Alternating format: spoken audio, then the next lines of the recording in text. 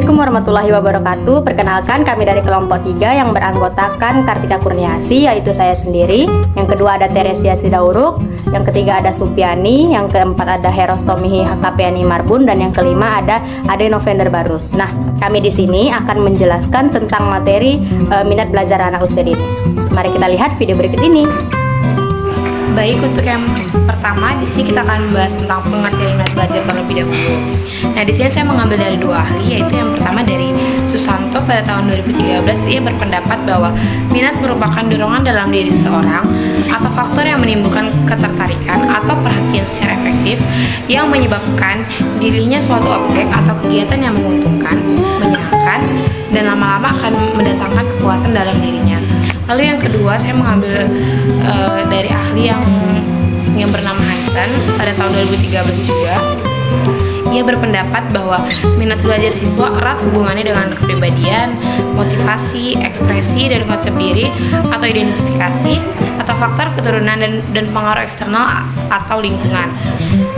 Nah, berdasarkan pengertian para ahli di atas, dapat disimpulkan bahwa minat belajar adalah dorongan dalam diri sendiri untuk melakukan sesuatu yang dapat membuatnya tertarik dan senang. Nah, selanjutnya di sini kita akan membahas, kalau tadi kita sudah membahas tentang pengertian dari minat belajar, di sini kita akan membahas tentang ciri-ciri dari minat belajar tersebut. Nah, penjabaran mengenai ciri-ciri minat saya ambil dari ahli yang bernama Harlock pada tahun 2013, menjelaskan ciri-ciri minat. Yang pertama, minat tumbuh bersamaan dengan perkembangan fisik dan mental. Yang kedua, minat timbul tergantung pada kegiatan belajar. Kesiapan belajar merupakan salah satu penyebab meningkatnya minat seseorang. Lalu yang ketiga, minat timbul tergantung pada kesempatan belajar. Selanjutnya yang keempat, perkembangan minat mungkin terbatas. Keterbatasan ini mungkin dikarenakan keadaan fisik yang tidak memungkinkan.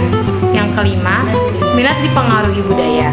Nah, budaya sangat mempengaruhi. Sebab jika budaya sudah mulai luntur, mungkin minat juga akan ikut luntur. Yang keenam, minat berbobot emosional. Artinya merupakan hubungan dengan perasaan yang mengandung makna. Bila suatu objek dihayati sebagai sesuatu yang berharga, maka akan timbul perasaan senang yang akhirnya dapat diminatinya. Lalu yang ketujuh, minat berbobot agronomis. Artinya jika seseorang senang terhadap sesuatu, maka akan timbul hasrat untuk memilikinya. Nah, berdasarkan ciri-ciri dari ahli tersebut, maka dapat ditarik kesimpulan bahwa ciri-ciri minat pada dasarnya dapat dibagi ke dalam dua macam, yaitu ciri minat secara lebih luas ataupun umum, dan ciri minat secara lebih khusus, yaitu merujuk pada minat dalam belajar. Nah, ciri minat secara umum itu meliputi yang pertama, minat tumbuh bersama dengan perkembangan fisik dan mental. Yang kedua, minat timbul tergantung pada kegiatan belajar. Dan yang terakhir, minat timbul tergantung pada kesempatan belajar. Sedangkan ciri-ciri minat secara khusus dalam aktivitas belajar antara lain, yang pertama, adanya kemauan untuk berpartisipasi secara aktif dalam pembelajaran. Yang kedua, ada rasa suka dan senang pada suatu yang diminati. Dan yang ketiga, memperoleh suatu kebanggaan dan kepuasan pada suatu yang diminati. Di sini saya akan menjelaskan tentang faktor-faktor yang mempengaruhi minat belajar pada siswa. Faktor intrinsik. Nah, faktor dari dalam diri peserta didik sendiri yang mendorongnya untuk melakukan tindakan belajarnya, antara lain dengan perasaan, perhatian, kebutuhan, dan juga bakat pada diri peserta didik itu sendiri. Nah, minat belajar tidak hanya datang dari dalam diri siswa itu sendiri, akan tetapi terdapat dari luar diri siswa atau yang disebut dengan faktor eksternal. Keberhasilan siswa dipengaruhi oleh banyak faktor, yang berasal dari dalam maupun dari luar siswa itu sendiri. Faktor dorongan dari dalam muncul dari dirinya. Faktor dorongan dari dalam muncul dari dirinya sendiri. Dapat mungkin guru harus memunculkan dorongan dari dalam diri siswa itu sendiri pada saat pembelajarannya, misalnya kegiatan pembelajaran dengan kepentingan atau kebutuhan siswa itu sendiri. Nah, yang selanjutnya yaitu ada faktor ekstrinsik. faktor dari luar peserta didik itu sendiri yang mendorongnya untuk melakukan kegiatan belajar, misalnya dari orang tua, temannya, gurunya, dari lingkungannya, sarana, dan prasarana. Faktor dari luarnya misalnya yaitu fasilitas belajarnya, cara pengajaran guru kepada muridnya, sistem pembelajaran umpan balik antara guru dan siswa, dan juga sebagainya. Faktor yang dari diri siswa mencakupi kecerdasan, motivasi belajar, dan strategi minat belajar pada peserta didik. Motivasi berfungsi untuk motor pergerakan aktivitas. Motivasi berkaitan erat dengan tujuan yang hendak dicapai oleh individu yang belajar itu sendiri. Apabila seorang yang sedang belajar menyadari bahwa yang hendak dicapainya bermanfaat baginya, maka motivasi belajar akan muncul dengan kuatnya pada diri peserta didik itu Baik, di sendiri. sini saya akan menjelaskan sebab-sebab timbulnya minat belajar.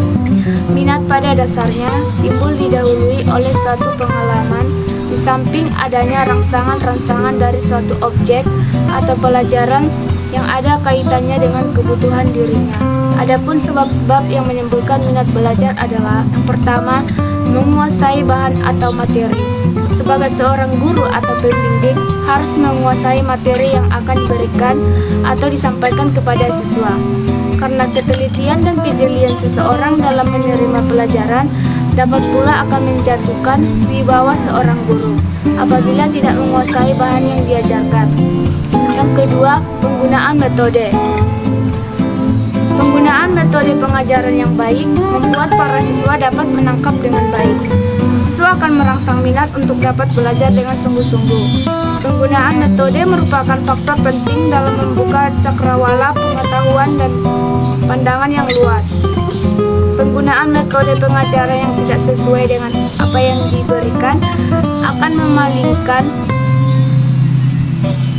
memalingkan dari materi yang akan diajarkan serta menimbulkan kebosanan dalam diri mereka. Yang ketiga, penampilan dalam mengajar. Penampilan yang diberikan dalam mengajar seharusnya menarik, menyenangkan dan lugas, sehingga memberikan wahana pesona bagi siswa untuk dapat menerima pelajaran dan meningkatkan kemampuannya. Penampilan guru yang baik dapat membantu menumbuhkan dan membangkitkan minat belajar siswa, dapat membantu memusatkan perhatian siswa, dan dapat mengurangi kelelahan belajar. Yang keempat, kegairahan dan kesediaan untuk belajar. Seorang guru yang pengalamannya luas tidak akan memaksa muridnya untuk mempelajari sesuatu di luar kemampuannya dan tidak akan memompa otaknya dengan kemampuan yang tidak sesuai dengan kematangannya atau tidak sejalan dengan pengalaman yang lalu, serta tidak akan menggunakan metode yang tidak sesuai dengan mereka dan tidak membangkitkan keadaan jiwa mereka. Yang kelima, mengevaluasi suatu pelajaran. Mengadakan evaluasi terhadap satuan pelajaran adalah suatu pekerjaan yang penting bagi seorang guru untuk mengetahui sejumlah mana hasil proses belajar mengajar.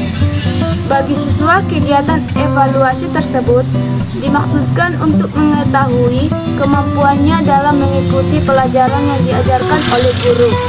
Dalam mengevaluasi ini, guru mempersoalkan sampai manakah tujuan yang dicapai. Saya di sini ingin menjelaskan cara meningkatkan minat belajar pada anak. Nah, teman-teman, yang pertama itu ada kita harus menggunakan metode belajar yang menyenangkan sehingga anak-anak tidak mudah bosan dalam belajar. Yang kedua itu ada menciptakan suasana kelas yang kondusif, nyaman, tenang sehingga anak mampu menyerap pelajaran yang kita ajarkan.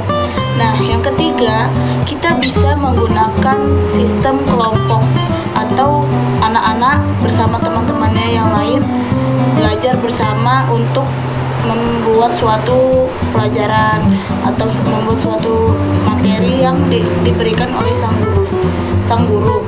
Yang keempat, kita harus bisa mengajak anak untuk tetap semangat dalam belajar supaya apa yang diberikan guru bisa kita pahami. Nah, kita juga sebagai guru harus bisa membuat pengajaran yang mudah dipahami untuk anak didik kita.